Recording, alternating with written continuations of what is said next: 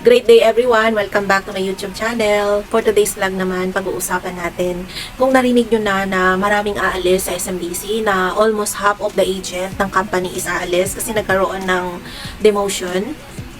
And don't worry guys, I will not be including na aalis dito, whatever happened, kasi for me, I don't value the position na kahit na ma-demote ako into seller, kasi ako ay dating manager, I'm here to serve my client. Kasi I have many clients na nag-purchase sa akin, and I need to be here until the turnover date. And I still earn from the commission. Hindi na ako after actually sa position eh.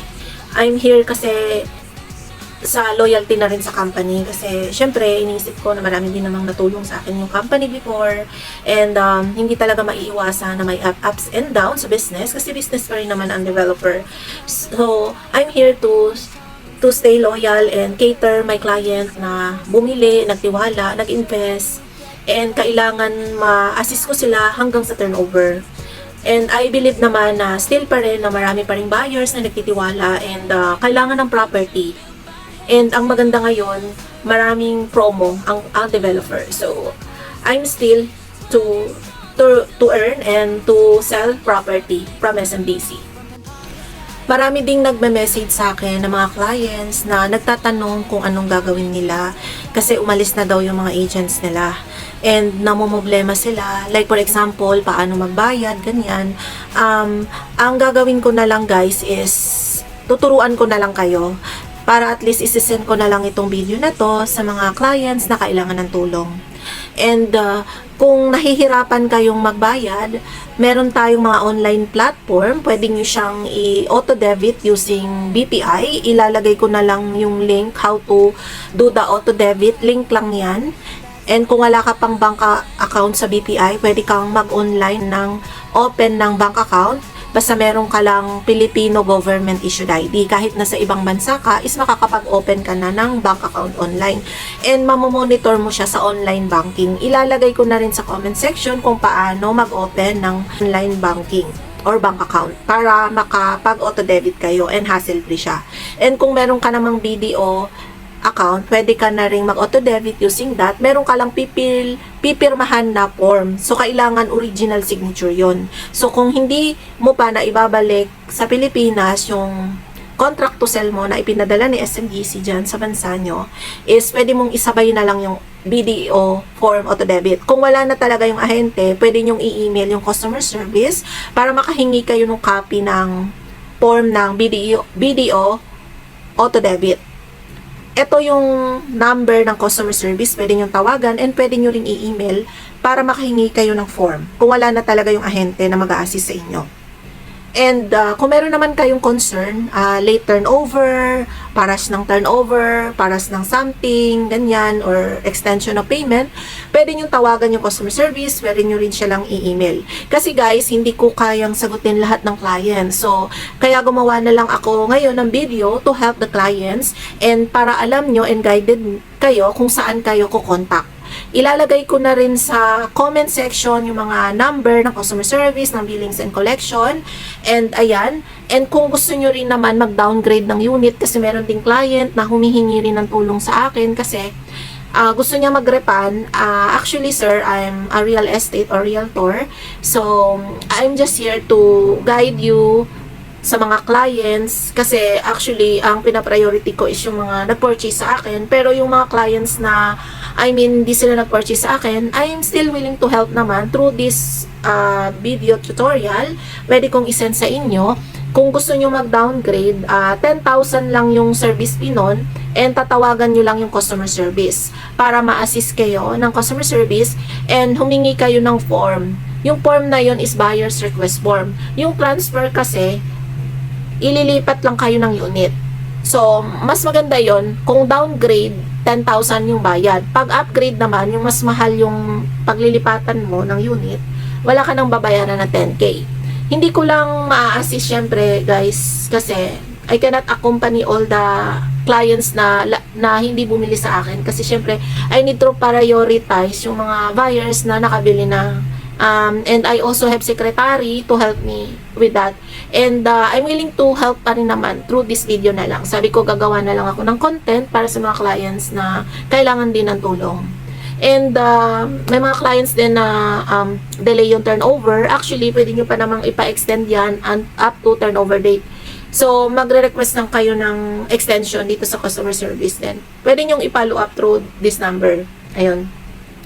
Pag meron kayong mga concern, pwede nyong tawagan din yung customer service na kahit nasa ibang bansa kayo, pwede kayong tumawag. And kung wala kayong landline, pwede nyo rin silang i-email.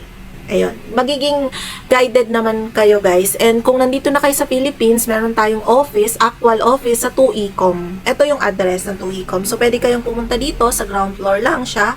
And actual, ma-assist kayo. Hihingi lang kayo ng number doon kung wala na talaga yung agent nyo. And, ayun nga, kasi may mga clients na kawawa, naiwan sila, so may mga tanong sila, and hindi na daw nila makontak yung mga agent nila. Sabi ko, gagawa na lang kaya ako ng video para at least makausap ko sila on air, 'di ba? Ito. And kung meron kayong question, guys, pwede kayong mag-leave ng question dito sa comment section, and I can reply. I-replyan ko yan, guys. Sa mga tanong nyo, don't worry. And may mga clients din na gustong lumipat or gusto pa magdagdag ng unit. Ayun, pwede din natin yan pag-usapan. And may mga clients din na gustong mag-apply ng bank financing, due na yung kanilang equity, tapos na. I can help you. Pwede ko kayong i-refer sa bank officer. Sa mga clients na kailangan for bank loan, pwede nyo akong kontakin. Iko-connect ko kayo sa aking mga bank officer na accredited. So, that's it. Makakatulong sa inyo, guys. Dagdag ko lang, guys. Alam nyo ba na as of 2026, ang population ng Pilipinas is nasa 112 million na yung tao. Ang liit lang ng island or ng bansa ng Philippines, ang daming population. Meron siyang good and bad disadvantage sa Pilipinas. Ang bad effect nito is cost ng traffic kasi syempre ang daming tao, sobra. Ang good effect naman dito is related sa real estate is maraming mga clients, maraming mga tenant, maraming target market pa rin na magrerenta sa condominium. So, hindi ka mawawala ng target market. Sa dami ba naman ng population and kakulangan na ng lupa, kaya kailangan mag-shift na sila sa condo units, 'di ba? Kaya yung iba condo living na kasi hindi na kaya i-house and lot yun sa dami ng 112 million katao, 'di ba? Come and go yan ha kasi mostly naman ng mga Pilipino, we all know naman, is working abroad and come and go sila dito sa Pilipinas, so they need place to stay. So, whether they like it or not, kailangan nila mag-rent ng matitirhan. And sa Metro Manila, malapit sa airport, kadalasan dyan mga buildings na. So, may target market talaga yung mga condo na malapit sa airport, and also yung mga gustong mamasyal sa mga business district. Sobrang dami ng tao, so kailangan nila ng place to live. So, alam mo yung necessity na siya, ang condominium or tirahan ay necessity na. Kaya, huwag kayong matakot mag-invest kasi hindi kayong mawawalan ng tenant. Nasa right target market talaga siya. Basta marunong ka lang mag-market, talagang marerentahan yung unit mo. Siguro kaya siya tenga, hindi lang siya na market ng maayos.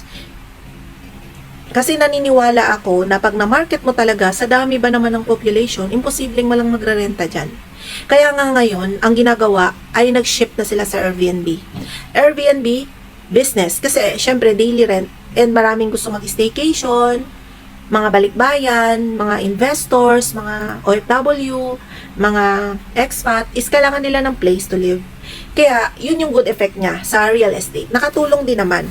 Ang bad effect lang yung cost of traffic. Siyempre, ang daming tao. May mga business na magbe-benefit, may mga business na hindi rin magbe-benefit. May effect. May good and bad effect siya. We all know naman. Pero sa mga gusto mag-invest, still, ang dami pa rin tenant, di ka mawawalan. Kasi may mga bansa nga na 7 million lang yung population nila. And sa Doha, Qatar, alam nyo ba, ang population lang doon is 3 million. Still, kaya pa rin namang gumalaw yung market nila doon Still, may kumakain pa rin sa mga restaurant, may tao pa rin yung mall. Ito ba naman, versus sa Philippines, guys, 112 million population. Kung mawawalan ka ba naman ng tenant pa sa dami ng population, guys. Kaya, huwag kayo matakot. Still, may market pa rin siya. And yun lang for today's video. Sa susunod, another topic na naman tayo. Don't forget to like, share, and subscribe for more real estate investing tips and content. Thanks for watching and see you from my next vlog.